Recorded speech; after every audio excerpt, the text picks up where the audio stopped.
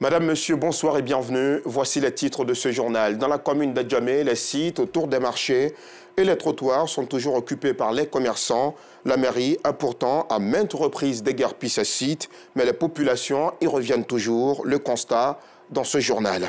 Le gouvernement américain a, dans un document judiciaire déposé hier jeudi 17 novembre, immunisé le prince héritier d'Arabie Saoudite, Mohamed Ben Salman, dans un procès civil concernant le meurtre du journaliste saoudien Jamal Khashoggi. Plusieurs voix s'élèvent pour condamner cette décision. Voilà pour le sommaire. Bienvenue dans le journal. À Atekoubé, le village d'Agban-Atié, Banco 1, est confronté à un manque criard d'eau potable. C'est le calvaire pour les populations qui ont multiplié les demandes auprès de la société de distribution d'eau. Mais il n'y a pas que ça. L'insuffisance de salles de classe dans l'école du dit village et l'absence de marché sont aussi au cœur du débat. Devant nos micros, les populations appellent à l'aide des autorités compétentes. Le récit d'Anissette Konan-Blessing. Il n'y a pas l'eau encore. Il n'y a pas l'eau, on souffre. Aucun bruit, aucune goutte d'eau. C'est à cette réalité que Makemba Diomandé et certains habitants du quartier Agban-Atié, Banco 1, dans la commune d'Atekoubé, sont confrontés au quotidien. Une situation qui dure depuis très longtemps déjà. Quand on va puiser l'eau pour venir enverser dans les barriques, on fait comment? Il n'y a pas compter. C'est ça que nous problèmes. Si on peut avoir aussi pour gagner de l'eau, ça nous fait plaisir. Outre le manque d'eau, les habitants de ce quartier d'Atekoubé font face à des difficultés liées à l'insuffisance de salles de classe dans cette école. Conséquence, les enseignants sont obligés d'avoir recours à la double vacation pour dispenser les cours. La réhabilitation de cette école en ruine pourrait être une réponse à ce problème. La double vacation, nous travaillons soit le matin, un autre groupe le soir et ainsi de suite jusqu'en fin d'année. Ce qui est un peu compliqué pour nous parce qu'il faut vraiment faire mise les pieds pour pouvoir achever le programme. On fait la double vacation parce qu'il y a une école qui était de l'autre côté avant. Compte tenu de l'état des locaux, on leur a dit de venir ici. Effectivement, le village regorgeait de deux écoles. Agban-Atié A, Agban-Atié B. Suite au ruissellement de saison de ruissellement d'eau, l'école s'est vue emportée par une partie de l'école s'est vue emportée par l'eau. Un peu plus loin, ce hangar qui fait office aujourd'hui de lieu de réunion est au cœur d'une polémique. C'était le marché du quartier. C'est ici que commerçantes et clientes venaient respectivement vendre et acheter des produits alimentaires. 3 ans, on n'a pas de marché. À chaque fois quand les gens viennent, on parle de nos marchés seulement. C'est le marché qui nous intéresse. On n'a pas de marché. Ils ont dit qu'ils vont nous donner la place, ils vont venir mettre les femmes. Après la fête des Pâques a passé jusqu'à aujourd'hui, on ne nous a pas installés encore. Les habitants de ce quartier restent optimistes quant à la résolution des difficultés auxquelles ils sont confrontés. En attendant, cette heure de jeu semble être le seul endroit où il fait bon vivre à Agban-Atié Banco 1. Les enfants ne boudent pas le plaisir en venant jouer au football et au basketball. Vivement de meilleures conditions pour les populations de ce village. Et cet autre constat dans ce journal. Les caniveaux installés aux abords des routes de nos communes sont sans protection. Et pourtant, ils ont pour objectif de drainer les eaux de pluie pour assurer une longue vie au bitume. Dans la commune de Cocody, rares sont ces caniveaux qui possèdent des protections. La moindre inattention des piétons, motocyclistes et automobilistes peut cependant créer d'énormes dégâts, comme nous le montrent Abdelaziz Guira et Bintou Pekele. Rouler sur les artères de la commune de Cocody paraît simple. Pourtant, au moindre faux pas, bonjour les dégâts. La cause, ces égouts sans barrière de protection. Les automobilistes sont donc obligés de faire attention, sans quoi ils risquent de se retrouver dans ces caniveaux à ciel ouvert. Caniveau là, c'est pour qu'il n'est pas fermé. On va essayer de revoir dessus. On t'enlève, tu payes. Ne pas dépenser, tu es obligé de faire attention. Si tu es mal tombé, la voiture aussi risque de se renverser aussi. On a constaté de plus en plus ces trous béants en pleine chaussée, ces égouts qui sont parfois mal fermés ou carrément non fermés et qui causent effectivement des désagréments aux automobilistes, tout comme les piétons. Parce que là, au moins il ne faut pas vous fracturer la jambe. Piétons et motocyclistes sont aussi touchés par ce problème. Difficile pour ces habitués de la chaussée et du trottoir de circuler correctement aux abords de certaines routes de la commune. Quelqu'un peut se blesser facilement, donc il faut apporter rapidement des solutions. Si quelqu'un qui ne se sent pas bien, il passe ici, il va avoir des problèmes pour venir. Il peut tomber dedans. Sérieusement dit, c'est pas normal, c'est pas bien, mais les trous là nous fatiguent. Parce qu'à tout moment, souvent même il pleut, tu vois pas les trous, tu peux tomber dedans. Donc nous on aimerait dire aux autorités et nos dévanciers d'essayer d'améliorer cela, quoi. Fermer les trous, nous favoriser à bien travailler, quoi. Les riverains de la commune, pour leur part, essaient tant bien que mal de pallier cette difficulté en couvrant la surface de certains égouts avec les moyens de bord, ce qui pourrait éviter à des automobilistes et piétons de se retrouver dans ces caniveaux. Que font les autorités compétentes en vue de trouver une solution durable à ce problème? La question reste posée et la balle est dans leur camp. Mais une chose est sûre, il faut agir vite avant qu'un drame ne survienne. La question reste posée et certainement que réponse sera donnée à cette question après ce reportage. Merci beaucoup Abdelaziz Guira et Bintou Pekele. Nous vous le disions en titre à l'instant et ce phénomène n'est pas récent dans la commune d'Adjamé. L'occupation anarchique des trottoirs ou des voies réservées aux véhicules. La police municipale a à maintes reprises mis de l'ordre sur ces sites, mais elles sont toujours recolonisées par les commerçants. À quoi est finalement dû ce phénomène? Reportage. Adjamé, boulevard Nangui Abrogwa. Cet espace qui devrait servir de passage aux véhicules et piétons est malheureusement occupé par les commerçants. Les piétons sont obligés de se déplacer entre voitures, mettant ainsi leur vie en danger. Nous-mêmes, on est assis au bord de la route. Quand toi-même tu n'es pas en jour, tu ne peux pas te plaindre tout. Sinon, tu es dans ton magasin, la mairie ne peut pas te fatiguer. Maintenant, quand on t'a dit qu'il ne faut pas vendre là-bas, la mairie va te fatiguer puisque c'est son travail. Si cette commerçante reconnaît son tort, ce n'est pas le cas pour d'autres exerçant leur activité sur cette voie, non loin de l'espace dénommé Petit Lomé. Nous, on n'est pas sous la voie. Quand on est là, c'est ici, on s'assoit. On n'est pas sous la voie. On n'a pas de problème avec les véhicules. Elle ne prend pas nos bagages lorsqu'on est à un endroit qui ne gêne pas la circulation des voitures. Donc voilà pourquoi elle ne fatigue pas. Le comportement de ces vendeurs crée souvent des embouteillages et empêche les populations de vaquer à leurs occupations. Interrogé sur ce sujet, le conseiller du maire de la commune d'Adjamé s'explique. C'est le lieu dans lequel tout le monde vient, tout le monde se croise. C'est vous dire que la gestion reste difficile. À Adjamé, si vous voulez venir construire un marché aujourd'hui de 20 000 places, au fait, il n'y aura jamais assez de places. Malgré les mesures prises par les autorités, certains commerçants refusent de quitter les routes qui servent de passage aux véhicules et aux piétons. Dans le reste de l'actualité, avant de poursuivre, cette adoption d'un arrêté interministériel portant plafonnement des 7 produits de grande consommation que sont le riz, l'huile de palme, le sucre, la viande de bœuf, la tomate concentrée, lait et pâtes alimentaires. L'association des groupements internationaux du secteur informel a organisé la cérémonie d'installation de sa présidente à la Bourse du Travail de Trècheville. Ce sont environ 6 000 femmes qui ont marqué leur soutien à la présidente. Cette association milite en faveur de l'essor social des femmes. Joël Gosset. Il est 9 h du matin quand Wabo Alida prend le chemin du travail. C'est ici, dans ce local situé au marché du quartier Maroc, qu'elle exerce en tant qu'esthéticienne.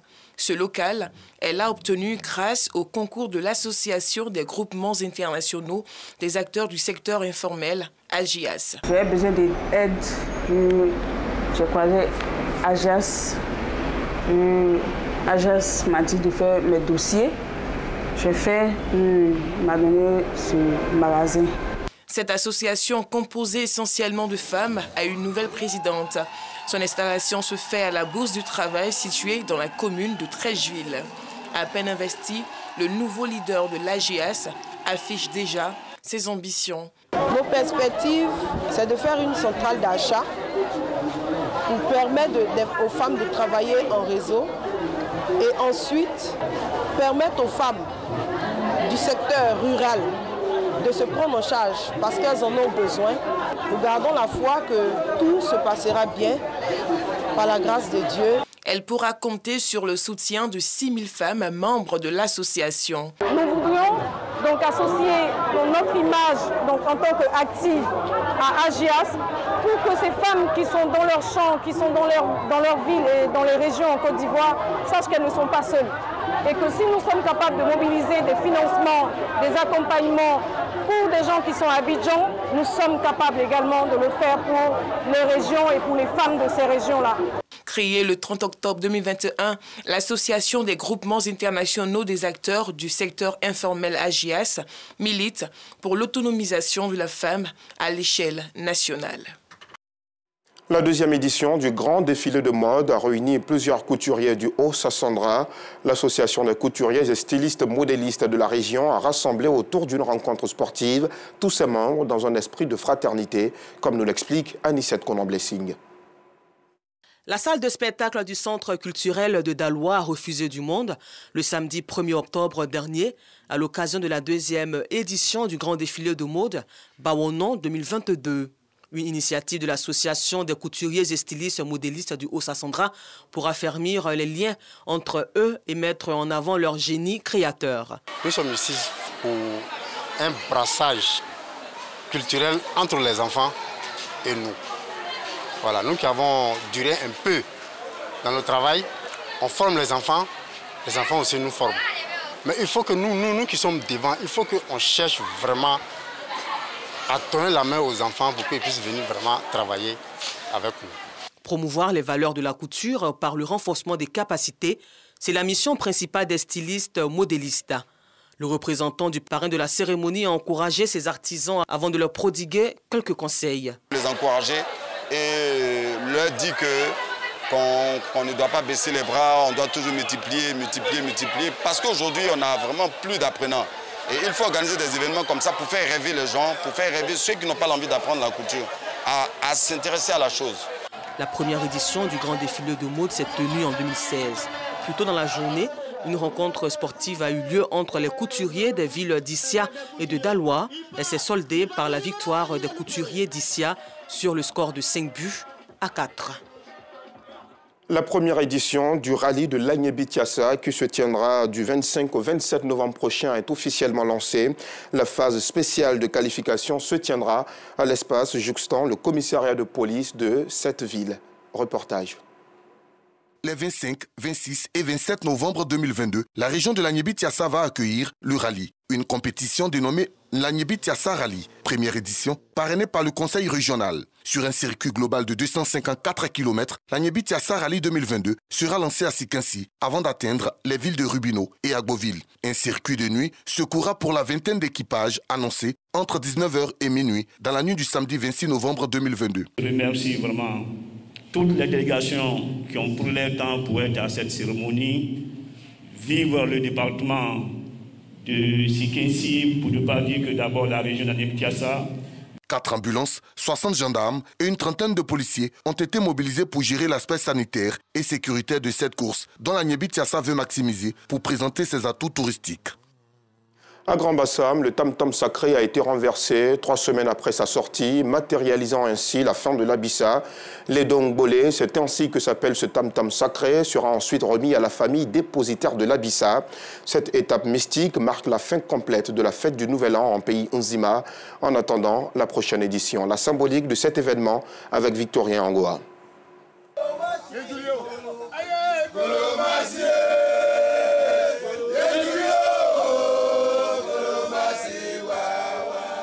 Les ablaments de Grand Bassam et les ananzés d'Azureti autour d'un repas pour marquer la fin de l'Abissa. Les Dongolais a été renversé le dimanche 6 novembre à 2h sur la place de l'Abissa. Les Dongolais a magnifié la fontaine ou la divinité de l'Abissa et à la fin, chacun émet ses vœux. Ce qu'on a le problème,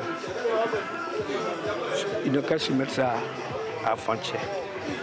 C'est là que vous voyez, vers la fin, chacun prend un petit caillou, dit ce que lui ressent. Bon, on va au bord de la mer, dit le désir, même si tu es malade, la famille, voilà, que Dieu t'épargne de tout ça, on lance. Maintenu sur la place de l'Abissa, le tam-tam sacré magazine tous les vœux qu'il doit faire partir. Une semaine après, la fontaine est accompagnée avec l'espoir que tous les désirs et prières seront exaucés. Aujourd'hui, dimanche, c'est vers 2h du matin. Nous, on est partis pour libérer le gros tam-tam. Bon, pour nous, c'est un truc mystique. L'Abissa appartient au peuple. Le chef de la famille Mvavile et le représentant du peuple sont les garants durant le déroulement de l'Abissa. On a 3 semaines pour faire la bissa. La première semaine, pour aller cacher le tam-tam pour dire qu'il est temps. C'est ça qu'on appelle Siedou. Deuxième semaine, le tam-tam est venu au jeu de tout le monde. La semaine, on finit. Troisième semaine, on met là pour dire que notre affaire doit partir. On l'accompagne. C'est ça aujourd'hui, là. On l'accompagne à 2h du matin. La bissa est finie complètement. La bissa est complètement achevée. L'on attend 11 mois et 1 semaine pour le recevoir parce qu'il démarre en août à Boadé au Ghana, passe par Tiapoum et finit à Grand Bassam. À très bientôt donc pour la prochaine édition de la Bissa. Au Mali, la France vient de suspendre son aide au développement dans un contexte d'isolement de Bamako. La décision prise il y a 2 ou 3 semaines, selon une source diplomatique française, n'a pourtant pas fait l'objet d'une communication officielle de la part de l'Élysée.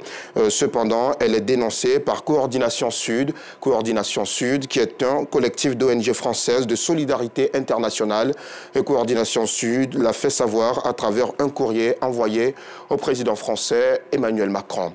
Au Sénégal, plusieurs centaines de journalistes et des représentants de la société civile ont manifesté aujourd'hui à Dakar pour réclamer la libération du journaliste Pape Alé Niang. Le patron du site d'information en ligne Dakar Matin a été arrêté le 6 novembre avant d'être inculpé le 9 novembre et placé sous mandat de dépôt. Les autorités lui reprochent d'avoir diffusé des messages confidentiels, selon elles, sur le dispositif sécuritaire autour de l'interrogatoire de l'opposant Sonko. C'était le 3 novembre dans une affaire de viol présumé. Elle l'accuse aussi de diffusion de fausses nouvelles. Le Sénégal, je voudrais le rappeler, est 73e sur 180 au classement Reporters sans frontières sur la liberté de la presse, en recul de 24 places en 2022 par rapport à l'année précédente. Et puis au Kenya, l'élève de primaire la plus âgée au monde est décédée. La Kenyane Priscilla Sitieni, qui avait décidé à 94 ans d'acquérir une éducation, a été emportée par une complication thoracique. À 94 ans, elle avait réussi à convaincre un directeur d'école de son village de la vallée du Rift de l'accepter dans son établissement. Une démarche saluée à l'époque par l'UNESCO qui a loué son rôle de modèle pour sa communauté et au-delà. Le gouvernement américain a, dans un document judiciaire déposé hier jeudi 17 novembre, immunisé le prince héritier d'Arabie Saoudite, Mohammed Ben Salman, dans un procès civil concernant le meurtre du journaliste saoudien Jamal Khashoggi. Plusieurs voix s'élèvent pour condamner cette décision. Le secrétaire général de l'ONG Amnesty International qualifie d'ailleurs la recommandation du gouvernement américain de profonde trahison. Le ministre américain de la Justice, Merrick Garland, va annoncer vendredi la nomination d'un procureur indépendant pour superviser les enquêtes concernant l'ancien président Donald Trump. Selon des médias américains, le ministre doit prononcer une allocution à 14h15, 19h15 GMT, selon ses services. Selon le Wall Street Journal et CNN, Merrick Garland annoncera à cette occasion également la nomination d'un procureur spécial chargé de diriger les investigations contre le républicain qui a annoncé mardi sa candidature à la présidentielle de 2024. C'est la fin de ce journal réalisé par Arlène Poka et Timothy Mongwe. Tous nos remerciements aux équipes techniques et de rédaction. Tout le week-end, Anissette Conan Blessing et Afisiata Karamoko vous tiendront en compagnie. À lundi, si Dieu le veut.